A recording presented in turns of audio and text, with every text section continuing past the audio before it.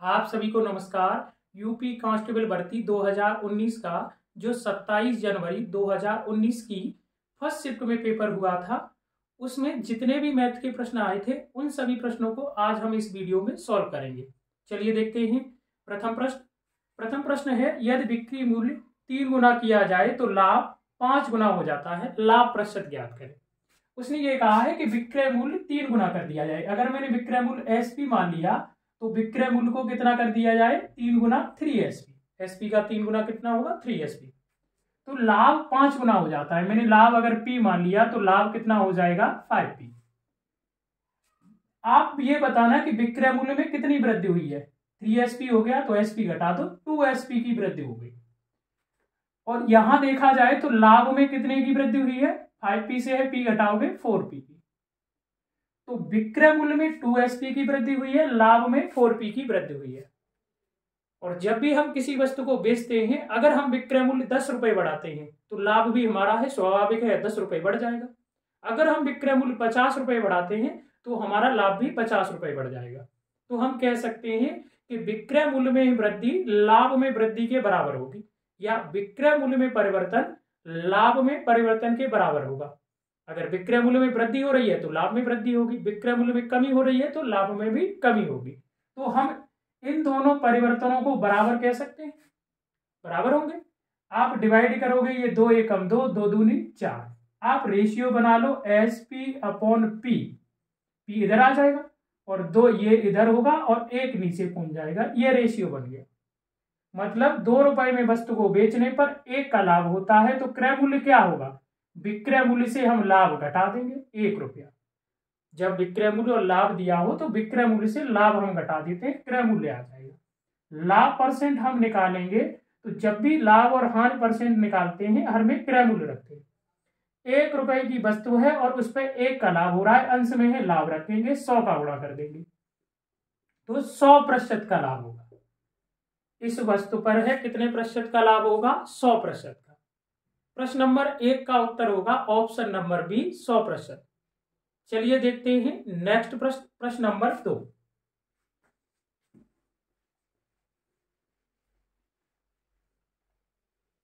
Next प्रश्न है प्रश्न नंबर 2। एक्स 42,000 रुपए में एक स्कूटर खरीदता है, वह मरम्मत पर 6,000 रुपए खर्च करता है और स्कूटर को 54,000 रुपए में बेचता है। उसका लाभ प्रतिशत बताना है। एक्स ने जो स्कूटर खरीदा है वो खरीदा है 42,000 रुपए में। 42,000 रुपए में स्कूटर को खरीदा है एक्स ने। जब भी हम किसी वस्तु को खरीदते हैं और उसकी मरम्मत पर रुपए हम जो खर्च करते हैं, जो भी रुपए खर्च करें या उसके परिवहन पर लाने में जो भी रुपए खर्च करते हैं वो उसके क्रय मूल्य में जोड़े जाते हैं, तब जाके आपको है वास्तविक है क्रय मूल्य प्राप्त होता है। तो 42,000 रुपए का उसने स्कूटर खरीदा और 6,000 रुपए मरम्मत पे खर्च किए, तो स्कूटर का जो क्रय मूल्य होगा वो होगा 48,000 रुपए।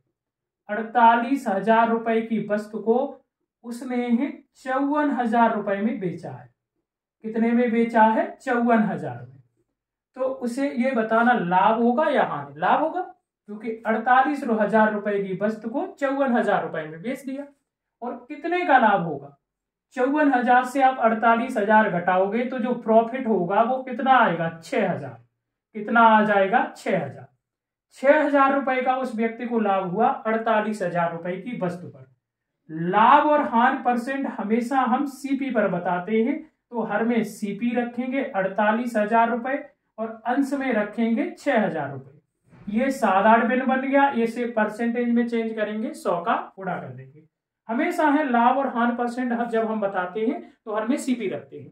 अंश में लाभ बता रहे हो तो लाभ रखेंगे, हानि बता रहे हो तो हानि रखेंगे, और किसी भी साधारण भिन्न को परसेंटेज में चेंज करने के लिए 100 का गुणा करते हैं। 3 जीरो से ये 3 जीरो कैंसिल हो जाएंगी, 6 से ये 1, 6, 8, 48 और 8 का भाग आप 100 में दोगे तो 8 एकम 8 और 8 दूनी 16, दशमलव लगाएंगे, 8 पंजे 40।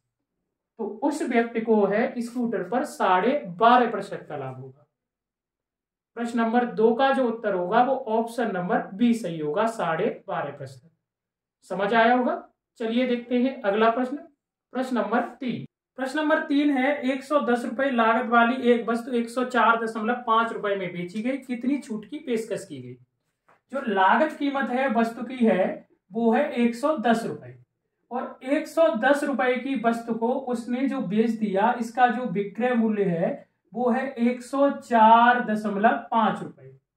तो आप वह पहले ये निकालोगे कि वस्तु के मूल्य में कितनी कमी गई, मतलब की गई छूट कितने की दी गई।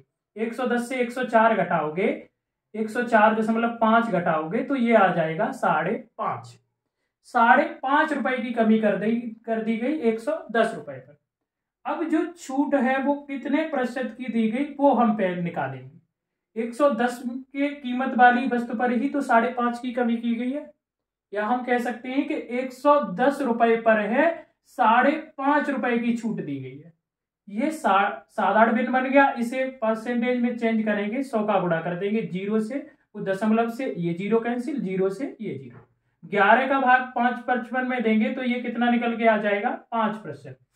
5% की है छूट की पेशकश की गई है। प्रश्न नंबर 3 का जो उत्तर होगा वो ऑप्शन नंबर बी सही होगा। चलिए देखते हैं नेक्स्ट प्रश्न, प्रश्न नंबर 4। प्रश्न नंबर 4 है चक्रवृद्धि ब्याज पर निवेश किए गए धन की राशि 2 वर्ष में 1600 रुपए और 3 वर्ष में 1680 रुपए हो गई, ब्याज की दर ज्ञात करें। 2 वर्ष में है जो वो धनराशि है वो चक्रवृद्धि ब्याज से 1600 रुपए हो गई, और 3 वर्ष में ये धनराशि है वो 1680 रुपए हो गई। तो आप ये बताओ कि ये 2 वर्ष का मिश्रधन है, अगले वर्ष यानी तीसरे वर्ष इसी 1600 रुपए पे तो ब्याज काउंट किया जाएगा, और उसी रेट से किया जाएगा जिस रेट से मूलधन पर ब्याज काउंट किया जा रहा है। तो आप ये बताना कि 1600 रुपए ये 2 वर्ष का मिश्रधन है, 1680 रुपए है 3 वर्ष का मिश्रधन। तो ये अगले वर्ष जब इस 1600 पे ब्याज काउंट किया गया है और 1680 इससे हम इसे घटाएंगे, डिफरेंस कितने का है 1 वर्ष का, तो इसका मतलब ये है कि 1600 रुपए पर है अगले वर्ष सेम रेट से है कितना ब्याज मिला 80 रुपए, 1680 से 1600 रुपए घटा देंगे, कितना ब्याज मिला है 80 रुपए। अब हम ये पता करेंगे कि ये 80 रुपए 1600 का है कितना प्रतिशत, तो हर में क्या रखेंगे 1600 रुपए, 1600 का ही तो बताना है, और जिसके अकॉर्डिंग परसेंटेज बताते हर में उसी का मान रखते हैं। अंश में है 80 रुपए रखेंगे, मतलब सीधा सीधा 1600 रुपए पर 80 रुपए ब्याज मिल गया। ये साधारण भिन्न बन गया, इसे परसेंटेज चेंज करेंगे, 100 का गुणा कर देंगे, 0 से ये 0 कैंसिल, 16 का भाग आप 80 में दोगे तो 16 पंजे 80। तो ब्याज की जो वार्षिक दर आएगी चक्रवृद्धि ब्याज की वो क्या आएगी 5%। तो प्रश्न नंबर 4 का जो उत्तर होगा वो ऑप्शन नंबर ए सही होगा। चलिए देखते हैं नेक्स्ट प्रश्न, प्रश्न नंबर 5। प्रश्न नंबर 5 है चक्रवृद्धि ब्याज पर निवेशित 25,000 रुपए की राशि 1 वर्ष में अर्धवार्षिक 4% प्रति वर्ष की दर से बढ़कर कितनी हो जाएगी। तो जो चक्रवृद्धि ब्याज की प्रति वर्ष रेट दे रखी है वो दे रखी है 4%, और समय जो दे रखा है वो हमें दे रखा है 1 वर्ष, और ब्याज जो हमें कैलकुलेट करनी है वो अर्धवार्षिक हाफ ईयरली करनी है प्रति 6 महीने पर। तो जब हम ब्याज है कैलकुलेट प्रति 6 महीने पर अर्धवार्षिक करते हैं तो दर का आधा, क्योंकि 6 महीने 1 वर्ष का आधा है तो दर का आधा कर देते हैं, तो जो छमाही दर आ जाएगी वो 2% आ जाएगी, और समय का दूना, मतलब 1 वर्ष में है कितनी छमाही होंगी 2 छमाही होंगी, 1 वर्ष में कितनी छमाही होंगी 2। फिर आप है इस दर परसेंट का फ्रैक्शन बनाओगे तो कितना आ जाएगा 1/50। इसका मतलब ये है कि 50 रुपए पर 6 महीने में 1 रुपया ब्याज मिल जाता है। जब भी हम दर परसेंट का फ्रैक्शन बनाते हैं तो हर में मूल दर और अंश में अगर वार्षिक रेट है तो 1 वर्ष का ब्याज होगा, और अगर छमाही रेट है तो 6 महीने का ब्याज होगा। तो यहाँ पर छमाही रेट है तो 50 रुपए पर 6 महीने में है 1 रुपया ब्याज मिलेगा। 50 रुपए 6 महीने में है 51 हो जाएंगे। अगले 6 महीने भी यही रेट है तो 50 से कितना होगा 51। अगर आप इसे गुणा करोगे तो ये 50 का है गुणा 2500 और 51 का गुणा हो जाएगा वो 2601। 2500 रुपए की धनराशि छमाही रेट से 1 वर्ष में है 2601 हो जाएगी। अब हमें मूलधन जो दे रखा है वास्तव में वो 25,000 दे रखा है, तो 2500 रुपए का जो वास्तविक मान होगा 25,000 और 1 इकाई का जो मान निकल के आ जाएगा वो 10 रुपए आ जाएगा। हमें बताना है कितनी हो जाएगी, मतलब मिश्र धन, और मिश्र धन कितना है 2601, इसमें 10 का गुणा करेंगे तो जो मिश्र धन निकल के आ जाएगा वो 26,010 रुपए निकल के आ जाएगा। तो एक वर्ष में 4% की वार्षिक रेट से अगर ब्याज छमाही संयोजित होता है तो 25,000 रुपए 26,010 रुपए हो जाएंगे। प्रश्न नंबर 5 का जो उत्तर होगा वो ऑप्शन नंबर बी सही होगा। चलिए देखते हैं नेक्स्ट प्रश्न, प्रश्न नंबर 6। प्रश्न नंबर 6 है, प्रश्न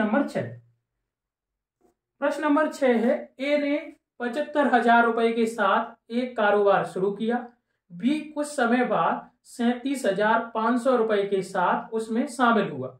यदि वर्ष के अंत में 3:1 के अनुपात में लाभ साझा किया गया तो बी ने कितने महीने बाद शामिल हुआ।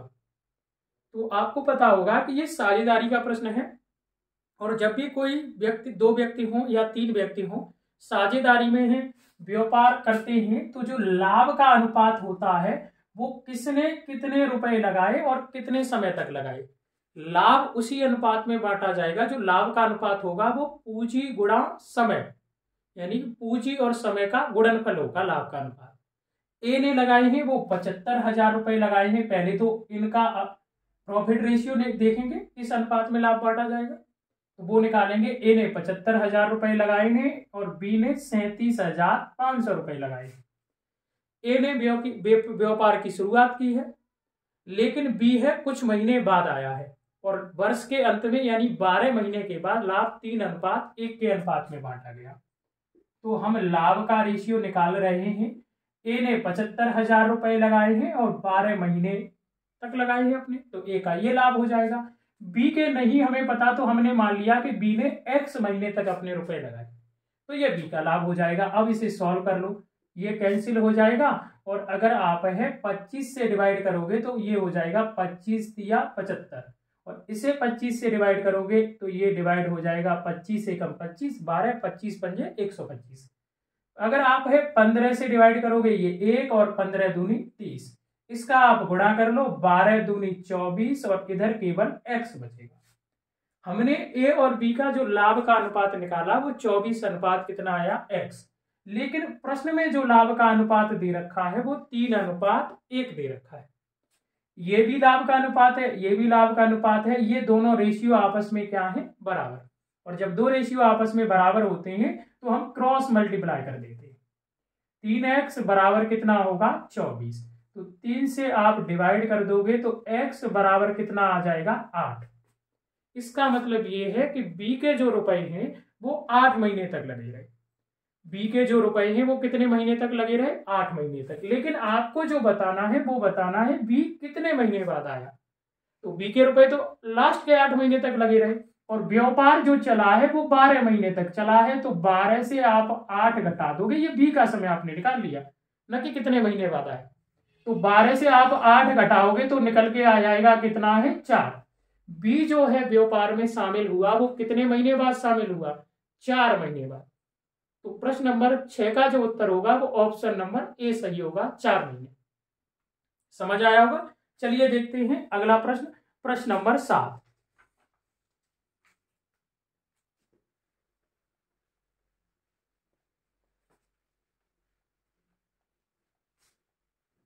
प्रश्न नंबर 7 है, एक छात्र के अंक, औसत का प्रश्न है, 68 के बजाय 88 के रूप में दर्ज किए गए। इस कारण कक्षा के औसत अंक 0.5 से बढ़ गए। कक्षा में छात्रों की संख्या क्या है। एक छात्र के अंक हैं जो 68 सही थे, लेकिन उसके कितने अंक लिखे गए 88। तो आप ये बताना कितने अंक ज्यादा लिख लिए गए। आप 88 से 68 को घटाओगे तो ये आ जाएगा 0 और ये 2 आ जाएगा, 20 अंक ज्यादा लिख लिए गए, और इसकी वजह से बढ़ गए। तो कक्षा में है 0.5 जो है औसत में वृद्धि हो गई। तो कक्षा में है छात्रों की संख्या क्या है ये बताना है। तो आप ये बताना है कि ये जो 68 अंक उसके सही थे, 88 लिख लिए गए, तो कितने अंक ज्यादा लिखे गए 20, और ये 20 की वजह से ही तो औसत में वृद्धि हुई है। और औसत का मतलब होता है सभी संख्याओं को बराबर करना। तो इस 20 को सभी में बराबर बांटा गया होगा और प्रत्येक को कितना मिला, आधा अंक। तो हम ये कह सकते हैं कि अगर इस 20 में आधे का भाग दे देंगे तो छात्रों की संख्या कितनी है वो पता चल जाएगी।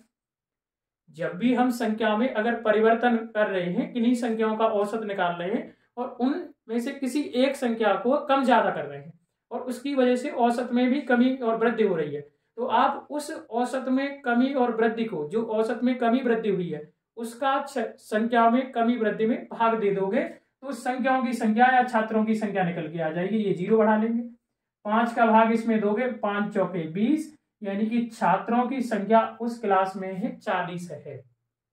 उस क्लास में है छात्रों की जो संख्या है वो कितनी है, 40 है। तो प्रश्न नंबर 7 का जो उत्तर होगा वो ऑप्शन नंबर डी सही होगा, 40। चलिए देखते हैं नेक्स्ट प्रश्न, प्रश्न नंबर 8। प्रश्न नंबर 8 है, ए बी से टाइम इन वर्क का प्रश्न है। ए बी से दुगुना कुशल है और बी सी से तिगुना कुशल है। यदि अकेले सी कोई काम 30 दिनों में पूरा कर सकता है तो वे एक साथ मिलकर उस काम को कितने दिनों में पूरा कर सकते हैं। तो पहले तो हम इनकी तीनों की एफिशिएंसी का रेशियो बनाएंगे, ए बी सी की। तो इनकी जो एफिशिएंसी कार्य क्षमता का रेशियो हो जाएगा, आप है सी की इससे चलते हैं क्योंकि यह ए और बी का रिलेशन है और फिर बी सी का है, तो हम सी से चलते हैं। बी है वो सी से कितना कार्यकुशल है, 3 गुना कार्यकुशल है। बी है सी से 3 गुना कार्यकुशल है। अगर सी है वो एक कार्य करेगा तो बी कितना कार्य करेगा, 3। सी है बी से 3 गुना कार्यकुशल है, तो हमने सी का एक कार्य मान लिया, तो बी का एक दिन का कार्य कितना होगा, 3 गुना कार्य करेगा, 3। और ए बी से है दुगुना कार्यकुशल है, यानी कि ए है वो बी का दुगुना कार्य करता है, तो बी एक दिन में 3 कार्य करता है तो ए कितना करेगा, 6 कार्य। तीनों का एक साथ रेशियो बन गया, अलग अलग बनाने की आवश्यकता नहीं आपको पड़ी। ये तीनों की कार्य क्षमता यानी एक दिन का कार्य निकल के आ गया। अब सी इस कार्य को है अकेले करे तो 30 दिन में कर लेता है, तो अब आप क्या करोगे, कार्य निकालोगे और कार्य बराबर होता है वो कार्य क्षमता गुणा समय। तो कार्य क्षमता है सी की कितनी है, सी एक दिन में एक कार्य करता है, 30 दिन में कर देता है, इसका मतलब टोटल कार्य है वो 30 है।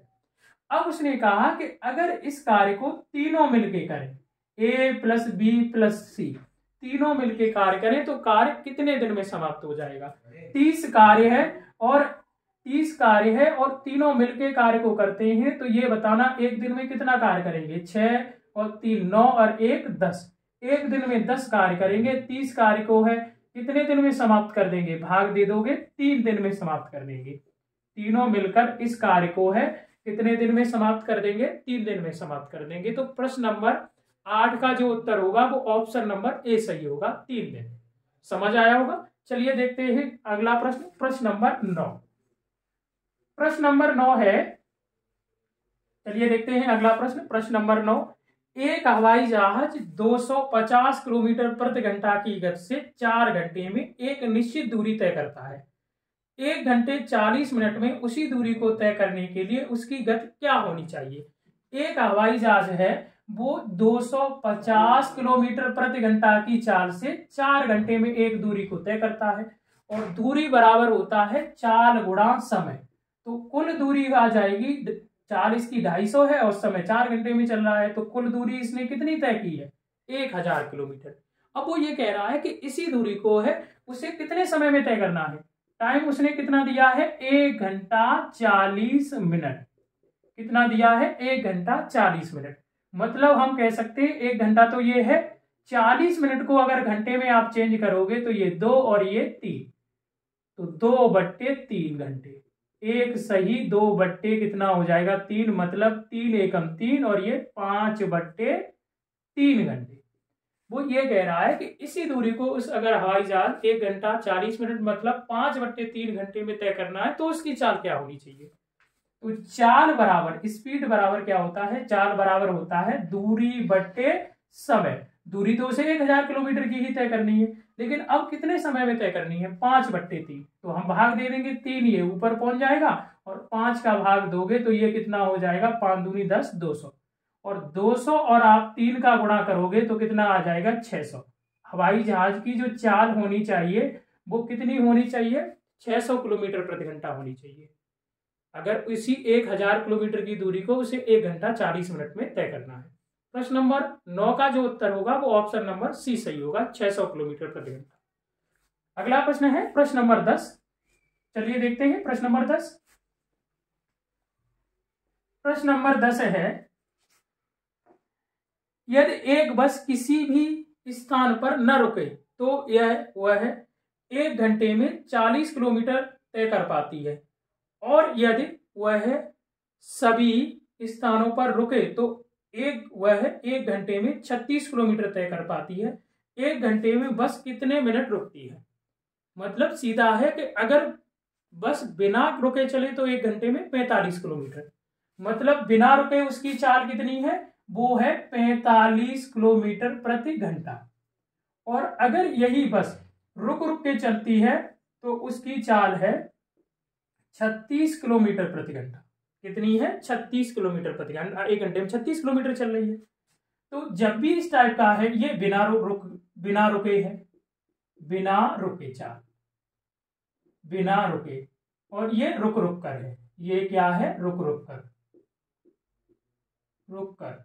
ये जो चाल है वो रुक रुक कर है, ठीक है, सॉरी, ये है चाल है वो रुक रुक कर है। रुक रुक कर अगर चलती है तो उसकी है चाल कितनी होगी? 36। तो वो ये पूछ रहा है 1 घंटे में कितने मिनट रुकेगी। तो रुकने का अगर आप है टाइम निकालोगे तो आप क्या करोगे कि बिना रुके वाली चाल को हर में रखना है। जब भी इस टाइप का प्रश्न आए कि बिना रुके कोई वस्तु है इस चाल से चलती है और रुक रुक के इस चाल से चलती है, तो जो बिना रुके वाला चाल है वो हर में रखनी है, और दोनों चालों का डिफरेंस 45 और 36 का अंतर कितना होगा? 9, वो अंश में रखना है, वो अंश में रखना है और सॉल्व कर देना है। ये चाल किलोमीटर प्रति घंटा में तो समय घंटे में आएगा। 9 एकम 9, 9 पंजे 45, तो वो 1 घंटे में 1/5 घंटे रुकती है। अगर इसे हम मिनट में चेंज करेंगे तो 1 घंटे में 60 मिनट होती है, गुणा कर देंगे तो कितना आ जाएगा है? 12 पंजे 60, 12 मिनट। 1 घंटे में ये जो बस रुकती है वो 12 मिनट रुकती है। 1 घंटे में कितना रुकेगी? ये बस 12 मिनट रुकेगी। बिना रुके हुए वाली चाल को हर में रखना है और दोनों चाल के डिफरेंस को अंश में रखना है। जो समय आएगा वो 1 घंटे में आएगा, उसे मिनट में आप चेंज कर दोगे। समझ आया होगा। चलिए देखते हैं अगला प्रश्न, और इस प्रश्न का जो ऑप्शन सही होगा वो ऑप्शन नंबर सी सही होगा, प्रश्न नंबर 10 का। अगला प्रश्न है प्रश्न नंबर 11। प्रश्न नंबर 11 है, किसी आयत की लंबाई तथा चौड़ाई का अनुपात 5:6 है। किसी आयत की लंबाई और चौड़ाई का जो अनुपात है वो कितना है? 5:6, 5:6 है, तथा इसका क्षेत्रफल 6750 वर्ग सेंटीमीटर है। आयत की लंबाई तथा क्षेत्रफल का अनुपात ज्ञात कीजिए। तो पहले तो आयत की क्या निकालनी है? हमें लंबाई निकालनी है, और लंबाई और चौड़ाई का रेशियो ये दे रखा है। तो ये मेंसुरेशन का प्रश्न है, और जब भी मेंसुरेशन का आप प्रश्न कर रहे हो और किसी भी आकृति की आपको है भुजाओं का रेशियो दे रखा हो, वो 2D आकृति हो या 3D, तो आप उसमें है x का गुणा करोगे। मान लिया इन दोनों भुजाओं का जब अनुपात बनाया होगा तो हमने x से डिवाइड किया, हमने गुणा कर दिया, भुजाएं मिल गई। फिर उसके बाद क्या करना है? जैसे क्षेत्रफल दे रखा है तो उसके फॉर्मूले के बराबर रखो, और परिमाप पेरीमीटर दे रखा है तो उसके फॉर्मूले के बराबर रखो। आयत का हमें क्षेत्रफल दे रखा है, और क्षेत्रफल का फॉर्मूला होता है लंबाई गुणा चौड़ाई, और आप रख दोगे 6750। अब आपने लंबाई चौड़ाई पहले से पता कर ली है तो वह आप रख दोगे 5x × 6x बराबर आपका हो जाएगा 6750। तो आप इसे है 6 से डिवाइड करोगे तो 6 एकम 6, 6 एकम 6, और 6 दूनी 12 और 6 पंजे 30, और फिर आप 5 से डिवाइड करोगे तो ये जो डिवाइड हो जाएगा 5 दूनी 10, 5 दूनी 10 और 5 25। x और x का गुणा होगा x², और अब जब आप वर्ग हटाओगे तो इधर वर्गमूल का साइन लग जाएगा, तो ये हो जाएगा रूट में 225। x का मान निकल के आ जाएगा, वो निकल के आ जाएगा 15। इसकी जो है ये किसका वर्ग है? 225 है, 15 का वर्ग है। x का मान 15 निकल के आ जाएगा। इसका मतलब ये है आयत की लंबाई जो होगी 15 पंजे 75, कितने सेंटीमीटर होगी? 75 सेंटीमीटर होगी। और ये तो उसने नहीं पूछी है, उसने तो ये पूछा है कि उसकी है लंबाई और क्षेत्रफल का रेशियो। तो अब आप है लंबाई और क्षेत्रफल का रेशियो बना दोगे। उसकी लंबाई है वो 75 निकल के आ गई और क्षेत्रफल कितना है 6750। आप 25 से डिवाइड करोगे, 25 तिया 75 और इसे डिवाइड करोगे 25 दूनी 50 और ये है बचेगा 17, 175 हो जाएगा, 25 सत्ते 175। 3 का भाग दोगे, 3 एकम 3 और 3 निम 27। तो आयत की लंबाई और क्षेत्रफल का जो रेशियो होगा वो 1:90 होगा। प्रश्न नंबर 11 का जो उत्तर होगा वो ऑप्शन नंबर डी सही होगा। अब आप लोग ये एक बात सोच रहे होंगे कि यहाँ लंबाई है वो छोटी भुजा है और चौड़ाई है वो बड़ी भुजा है। तो आपको ये नहीं सोचना, आपको प्रश्न के अनुसार करना है, क्योंकि प्रश्न के अनुसार यही उत्तर है। समझ आया होगा। चलिए देखते हैं अगला प्रश्न, प्रश्न नंबर 12।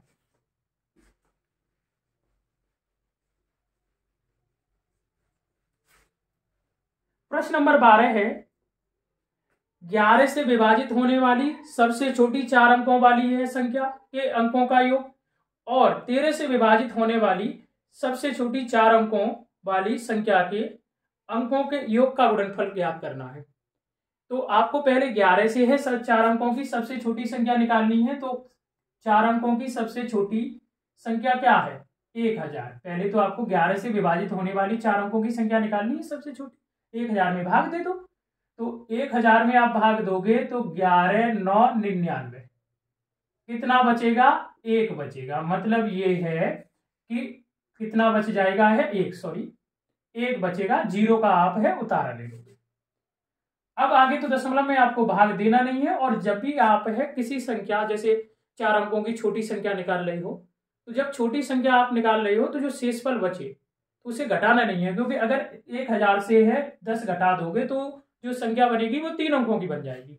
और जब छोटी संख्या निकालनी हो तो आप भाजक और रिमाइंडर का डिफरेंस लो।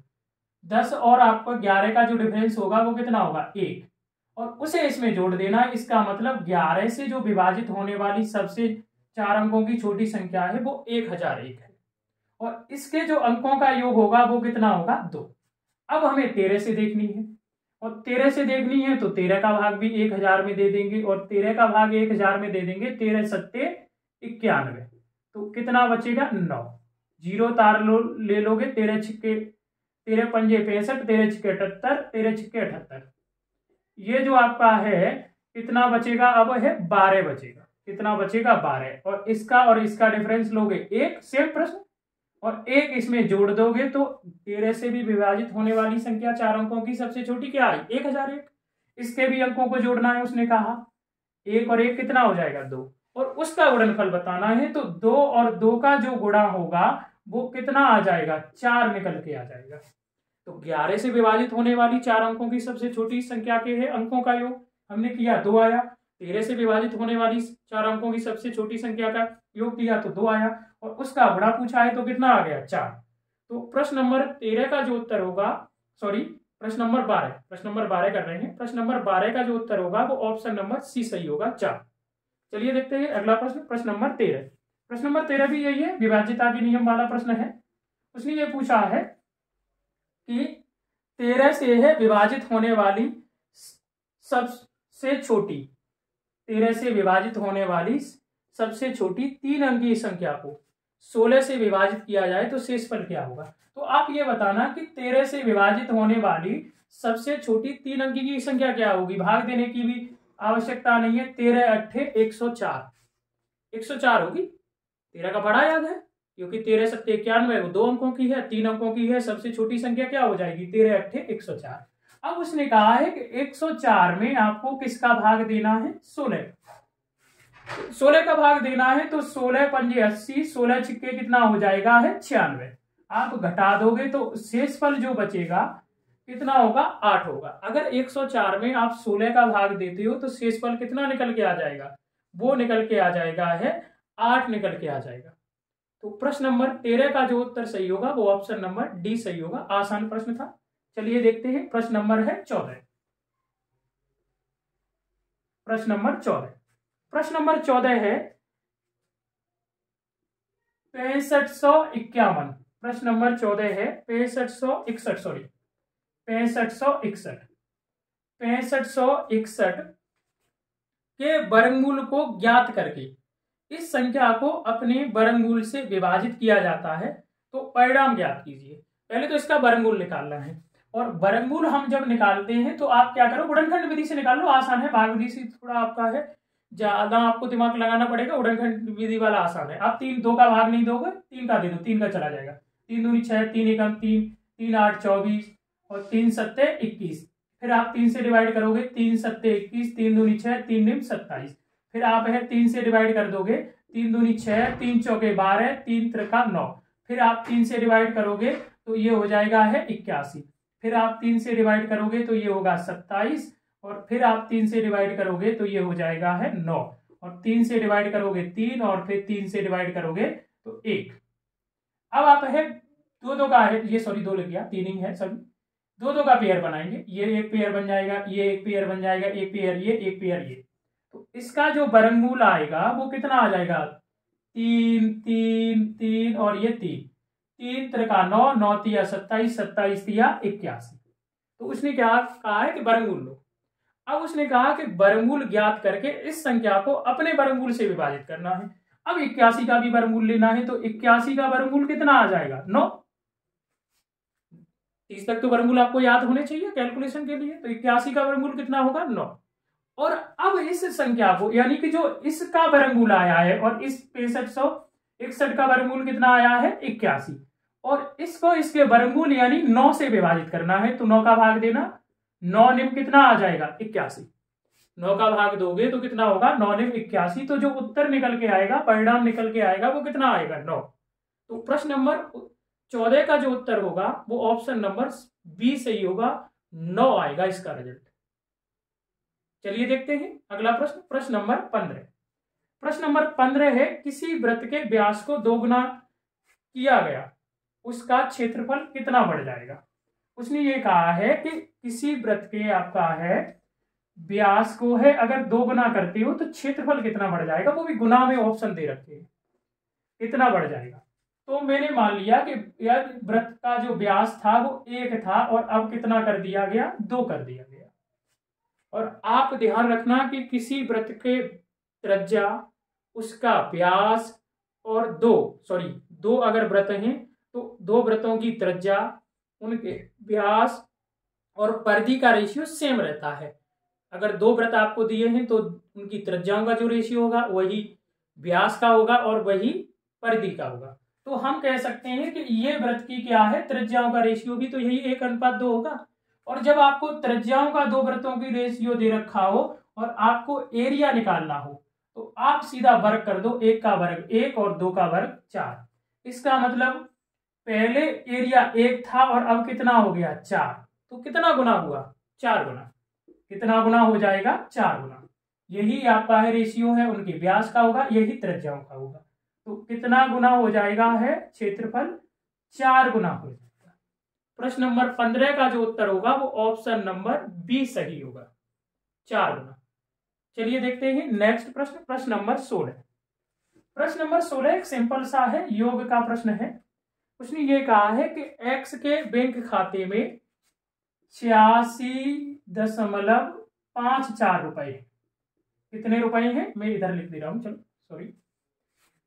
एक्स के बैंक खाते में है वो है 86 है वो है 54 रुपए, 86.54 रुपए है। और उसने ये कहा का शेष खाते में 86.54 रुपए है, का शेष 55.31 जमा करने। उसने जमा कितने किए हैं, ये शेष हैं, और अगर वो 55.31 रुपए जमा कर देता है और 84.33 की निकासी के बाद शेष राशि क्या होगी, और निकाल कितने लेता है, वो 84.33, कितने रुपए निकाल लेता है, 84.33 रुपए निकाल लेता है। एक सिंपल प्रश्न है।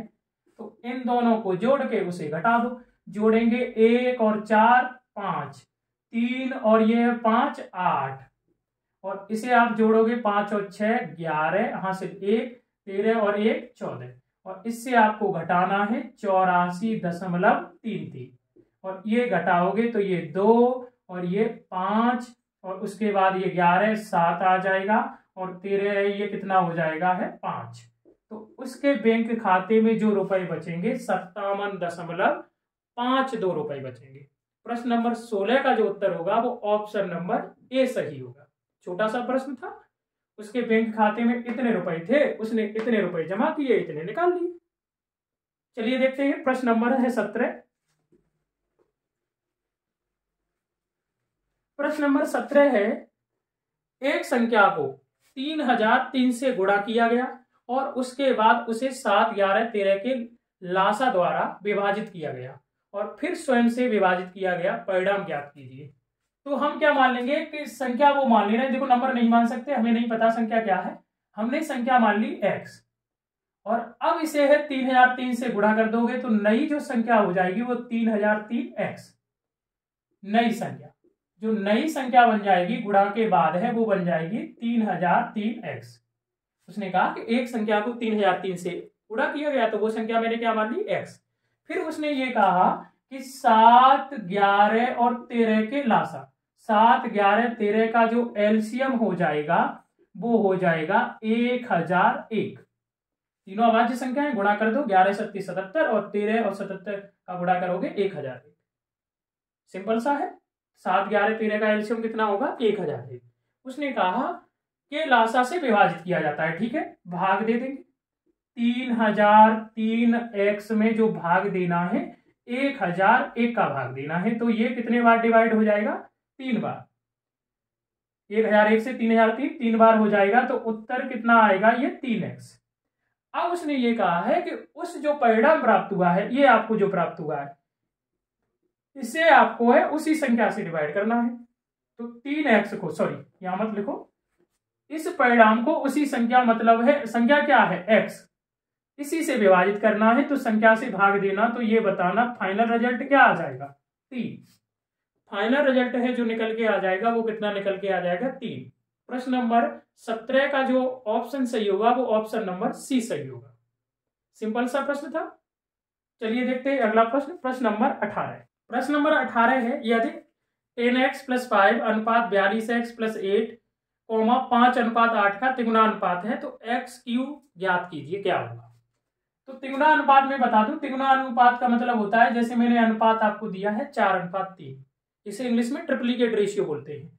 4:3 का तिगुणानुपात होगा क्यू, 4 का क्यू कर दो 64 और 3 का क्यू 27। इस रेशियो का तिगुना रेशियो ये है। यही प्रश्न में आपको दे रखा है। तो देखो उसने ये कहा है कि 5:8 का है जो रेशियो दे रखा है x के पदों में, तो 3 गुना रेशियो है। और 5:8 का अगर आप है 3 गुना रेशियो करोगे, 5:8, 5:8 का अगर आप 3 गुना रेशियो निकालोगे तो 125 अनुपात कितना आ जाएगा 512। 125 अनुपात कितना आ जाएगा 512। और इसके बराबर जो रेशियो है 10x प्लस कितना दे रखा है 5 और अनुपात 42x + 8। अब ये रेशियो बराबर है क्योंकि इसका तिगुणानुपात ये है और उसने x के पदों में बता दिया कि ये तिगुणानुपात है। तो अगर ये दोनों रेशियो बराबर है तो क्रॉस मल्टीप्लाई कर देंगे, इसका इसमें गुणा करेंगे तो ये होगा 5250। 42 और 125 का गुणा, 42 और 125 का जो गुणा होगा वो 5250x प्लस 8 और 125 का गुणा होता है 1000 बराबर, इसका इसमें गुणा करेंगे तो ये होगा 5120x और प्लस इसका इसमें गुणा करेंगे तो ये हो जाएगा है, वो हो जाएगा है 2560। कितना हो जाएगा 2560। अब घटा लो, इसे इधर लेके आएंगे तो 0, 5 से आप है 2 घटाओगे कितना होगा 3 और ये 1 आ जाएगा यानी 130। और उसे उधर लेके जाओगे तो ये बताना कितना बचेगा 1560। 0 से 0 कैंसिल हो जाएगी और x का मान निकल के आ जाएगा 13 एकम 13 और 13 दूनी 26 12। x का मान जो निकल के आ गया वो कितना निकल के आ गया 12 निकल के आ गया। और आपको क्या बताना है x³, आपको x³ बताना है तो 12 का क्यू होता है 1728। 12 का जो क्यू होता है वो 1728 होता है। प्रश्न नंबर है 18 का जो उत्तर होगा वो ऑप्शन नंबर सी सही होगा 1728। चलिए देखते हैं अंतिम प्रश्न इस वीडियो का। कुल इतने ही प्रश्न आए थे इसमें। अंतिम प्रश्न यानी प्रश्न नंबर 19 है।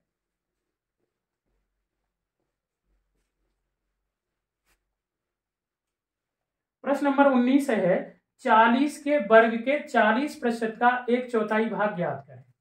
40 के वर्ग यानी कि 40 के वर्ग करेंगे तो इसका जो वर्ग हो जाएगा 4 चौके 1600। इसका जो वर्ग होगा वो कितना होगा 1600। अब उसने कहा कि इसका आपको 40% निकालना है, तो इसका 40% हम निकालेंगे, गुणा कर देंगे। किसी का भी परसेंटेज अगर वैल्यू का निकालते हैं गुणा करते हैं, 100 का भाग देते हैं।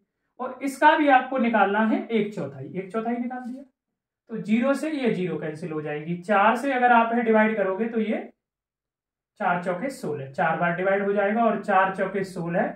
इसका जो उत्तर आएगा वो आएगा 160। सिंपल सा प्रश्न था। 40 का वर्ग किया 1600 आया, उसका 40% निकाला, उसका भी 1/4 निकाला। तो प्रश्न नंबर है 19 का जो उत्तर सही होगा वो ऑप्शन नंबर सी होगा 160। सभी प्रश्न आपको है समझ आए होंगे। तो इस वीडियो को है ज्यादा से ज्यादा अपने मित्रों के साथ शेयर करें, क्योंकि जो फरवरी 2024 में है 60,244 पदों पर जो भर्ती आई हुई है उसका जो एग्जाम होगा उसके लिए ये वीडियो बहुत ही महत्वपूर्ण है। धन्यवाद।